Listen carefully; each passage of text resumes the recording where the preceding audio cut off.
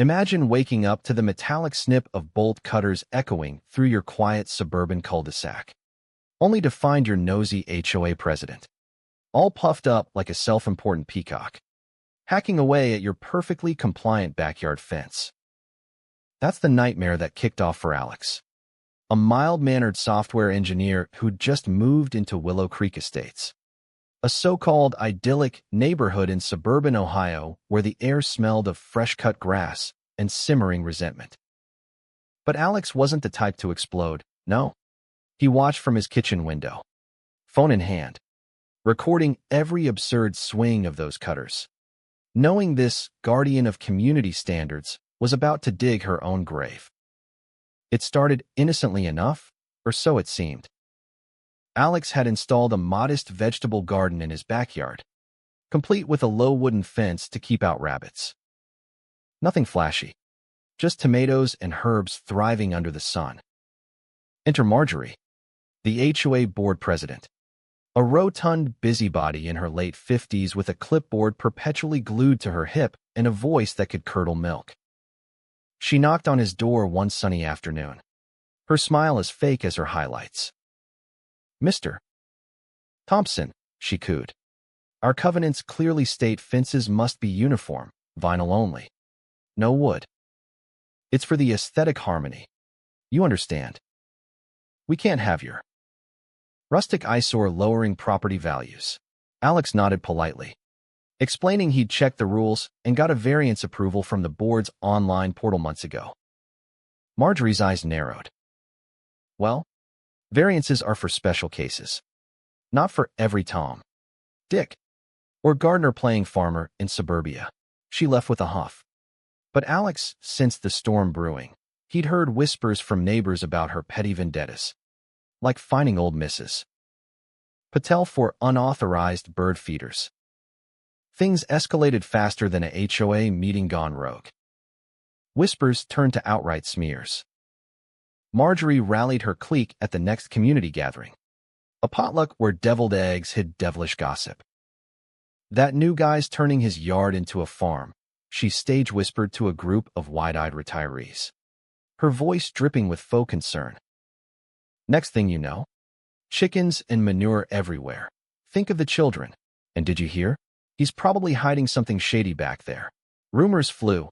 Alex was growing illegal plants, polluting the groundwater with fertilizers, even harboring stray animals.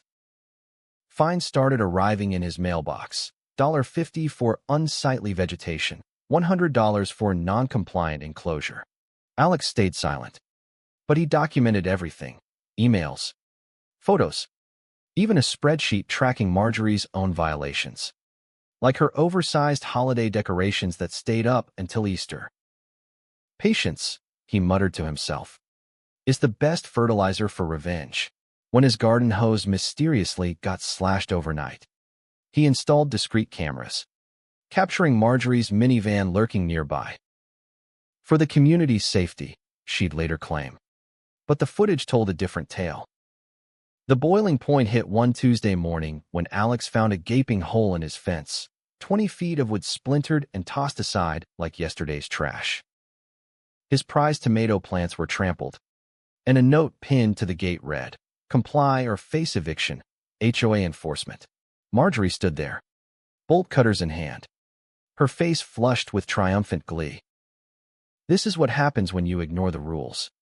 Mr. Thompson," she barked as he approached. Phone recording. "We're preserving order here. Your little hobby farm is a blight." Alex kept his cool, replying softly, "Ma'am, this fence was approved. Cutting it is vandalism, private property destruction." She scoffed. "HOA property overrides yours. Read the fine print." But Alex had read it, every comma.